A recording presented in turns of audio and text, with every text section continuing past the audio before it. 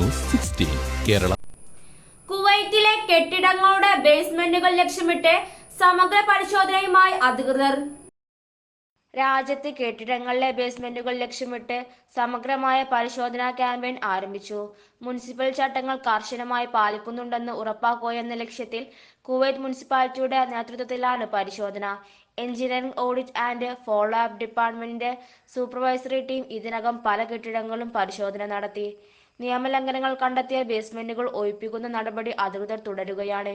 രാജ്യത്തെ പല ഭാഗങ്ങളിലും ബേസ്മെന്റുകൾ നിയമവിരുദ്ധമായി വെയർഹൌസുകളാക്കുന്നതിനെതിരെ മുനിസിപ്പാലിറ്റി നേരത്തെ ശക്തമായ മുന്നറിയിപ്പ് നൽകിയിരുന്നു. മുനിസിപ്പൽ ചട്ടങ്ങൾ പാലിക്കുന്നുണ്ടെന്ന് ഉറപ്പാക്കുന്നതിനോടൊപ്പം പൊതുസുരക്ഷ ഉറപ്പാക്കലും പരിശോധനയുടെ ലക്ഷ്യമാണ്. മംഗഫ് തീപിടുത്ത ദുരന്തത്തിന് പുറകെ നടത്തിയ പരിശോധനയിൽ രാജ്യത്തെ മിക്ക കെട്ടിടങ്ങളിലും നിയമവിരുദ്ധമായ നിർമ്മിതികൾ കണ്ടെത്തിയിരുന്നു. ബേസ്മെന്റുകൾ ഹാളുകൾ, താമസ സ്ഥലങ്ങൾ, ഗോഡൌണുകൾ എന്നിവയാക്കി ഉപയോഗിക്കുന്നതും കണ്ടെത്തി. തുടർന്ന് ഇവ അടിയന്തരമായി പൊളിച്ചു നീക്കാൻ ആവശ്യപ്പെട്ടിരുന്നു. വരും ദിവസങ്ങളിൽ പരിശോധന തുടരുമെന്നും നിയമവിരുദ്ധ വെയർഹൌസുകൾക്കെതിരെ കർശന നടപടി സ്വീകരിക്കുമെന്നും മുനിസിപ്പാലിറ്റി അധികൃതർ അറിയിച്ചു. News 16 news desk.